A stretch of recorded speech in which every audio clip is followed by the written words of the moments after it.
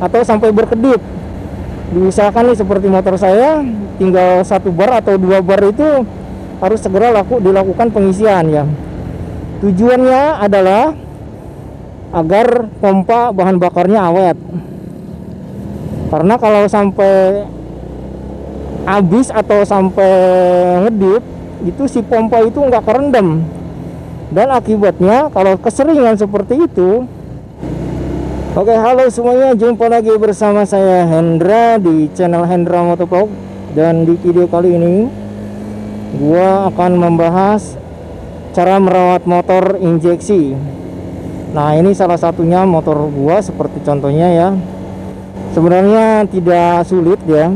Jadi semua orang pun juga mungkin sudah tahu kalau cara merawat motor injeksi itu yang pertama dari bahan bakar, kemudian dari pemakaiannya sendiri, kemudian servis secara rutin seperti filter udara, tekanan angin, dan oli mesin yang berkualitas tentunya ya. Nah, oke, yang pertama gua akan bahas di sini tentang bahan bakar ya.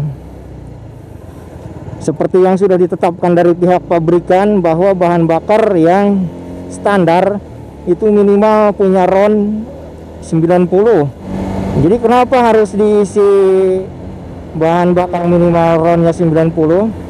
Nah, karena di dalam tangki sini nih, itu kalau motor injeksi itu ada pompanya, pompa bahan bakarnya. Beda dengan motor yang zaman dulu yang motor masih karbu, itu masih menggunakan sistem vakum atau jatuh sendiri ya, menggunakan selang seperti itu dan mengalir sendiri ke karburator ya. Sedangkan untuk yang injeksi itu dipompa oleh pompa bahan bakar atau bahasanya fuel pump ya. Dan di sini terlihat kalau BBM-nya tinggal 1 bar ya, kita nanti akan isi di pom bensin. Nah, selain harus menggunakan bahan bakar yang minimal RON-nya 90, nah, untuk merawat motor injeksi itu, jadi jangan sampai bahan bakarnya habis atau sampai berkedip. Diusahakan nih seperti motor saya, tinggal 1 bar atau 2 bar itu harus segera dilakukan pengisian ya. Tujuannya adalah agar pompa bahan bakarnya awet. Karena kalau sampai habis atau sampai ngedip, itu si pompa itu nggak kerendam. Dan akibatnya kalau keseringan seperti itu, nanti pompanya akan panas, sehingga nanti kinerja dari pompanya akan berkurang, tidak bisa normal lagi. Dan efek yang didapat nanti mesinnya bisa berbet karena suplai bahan bakarnya tidak normal ya. Kemudian untuk yang kedua ya bro, di bagian mesin, kenapa harus ganti oli secara rutin ya? Jadi oli itu harus diganti secara rutin atau secara berkala. Tujuannya agar sistem pelumasan di dalam mesin itu tetap stabil. Kalau dengan oli yang bagus ya, dan akan lebih bagus lagi ketika menggunakan oli yang lebih mahal lagi, karena dengan harga yang lebih mahal pastinya punya kualitas yang lebih baik lagi. Seperti itu kalau oli ya. Yang penting rutin sih ya, jangan sampai telat. Kemudian untuk bagian apa lagi nih, kelistrikan. Bagian kelistrikan juga, kalau ini berdasarkan pengalaman saya dulu ya, sebelum punya motor ini, motor karbu, sama saja ya motor karbu, motor injeksi. Apalagi motor injeksi itu kan sudah ada ECU-nya ya, jadi sudah ada electronic control unit, sehingga kabel itu jangan ada sampai yang jumper gitu. Hati-hati ya kalau ada pemasangan klakson aksesoris atau tambahan lampu, itu harus hati-hati, jangan sampai kabelnya itu nggak berkualitas dan sambungannya harus bener-bener rapi. Kalau nggak rapi, nanti efek yang didapat bisa konslet. Nah, kalau konslet itu akan merusak sistem elektroniknya dan bisa error ya, motor bisa ngadat atau mogok. Itu ya, itu untuk kelistrikan. Oke, lanjut ketiga yaitu cara penggunaan atau pemakaian ya. Yang membuat motor awet itu selain perawatan, kita juga dalam pemakaian jangan sembarangan ya.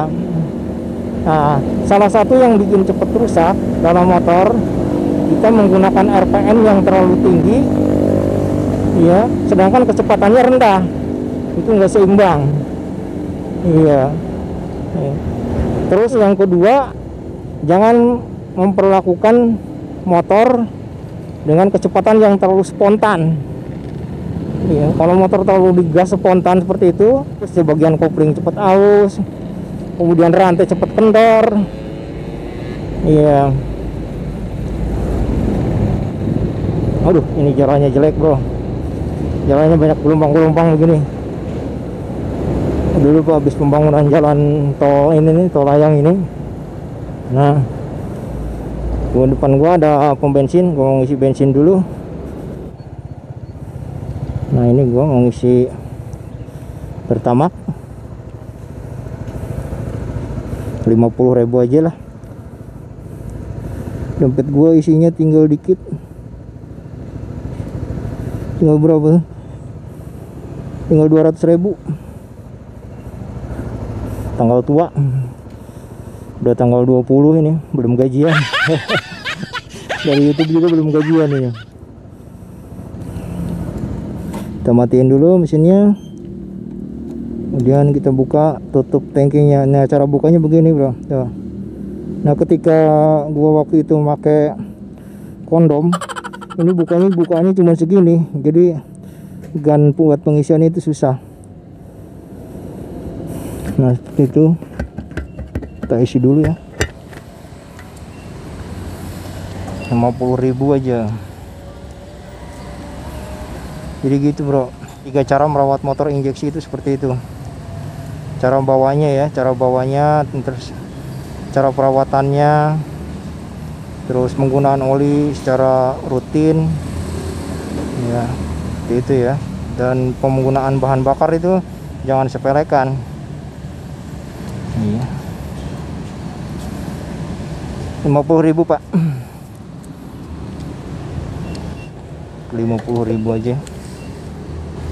Coba.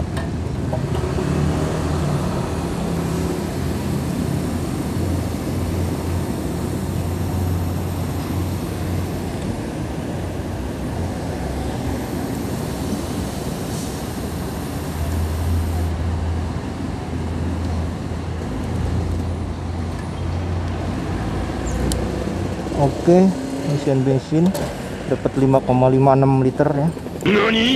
Sudah selesai, dan seperti biasa terus saya sebelum dinyalakan ini harus dipakai alarm dulu ya.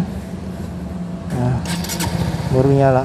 Nah, lumayan tuh 50.000 nambah 3 bar ya, cukuplah sampai gajian. Cukup sampai gajian bro, lumayan. Nah, ini kita harus hati-hati ya ketika mau masuk jalan raya seperti ini. Kita mesti hati-hati banget, jangan asal masuk, bahaya. Kita harus lihat ke belakang.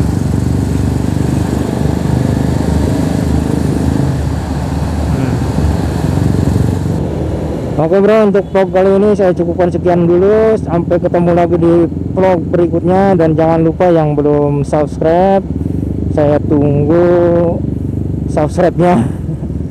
Mudah-mudahan teman-teman semua dalam keadaan sehat dan berkah, selalu dalam lindungan Allah Subhanahu wa taala. Amin. Amin ya rabbal alamin. Saya Hendra Motovlog. Assalamualaikum warahmatullahi wabarakatuh. Karisma Power Up 150 cc Harrier. Untuk selengkapnya cek di YouTube channel Hendra Motovlog, dan jangan lupa untuk like and subscribe. Terima kasih.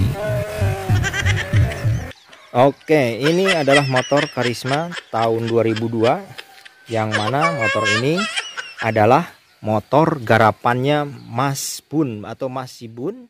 CC-nya jadi